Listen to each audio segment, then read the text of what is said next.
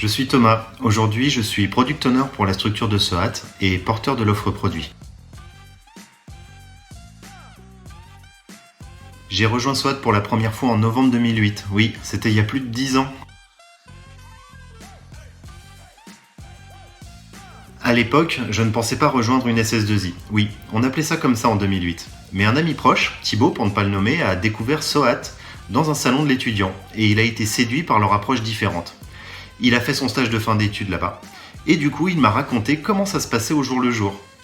J'ai été séduit à mon tour et j'ai rejoint SOAT après mon propre stage de fin d'études, une fois le diplôme en poche. Je ne savais pas qu'il existait des SS2I comme ça.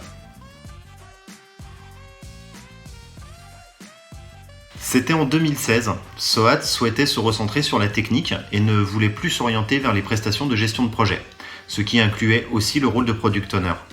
À la fin de l'année, j'ai préféré démissionner car je voulais vraiment continuer dans cette voie de la gestion de produits. J'ai été embauché par une start-up proposant un service de VTC à la cravate rouge. C'était une expérience très enrichissante, tant du point de vue humain que du point de vue produit. Après 7 mois, l'idylle était consommée et cette aventure n'avait plus tant de bons côtés que ça. Et je me suis remis à chercher une nouvelle opportunité.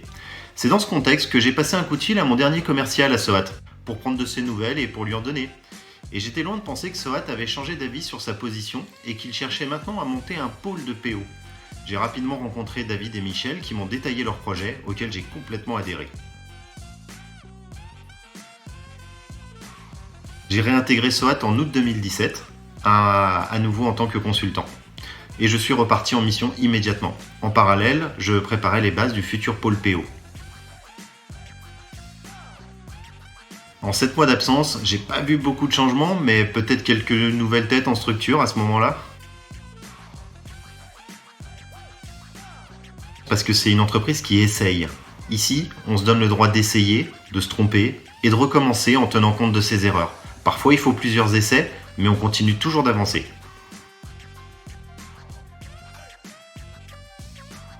SOAT en 3 mots.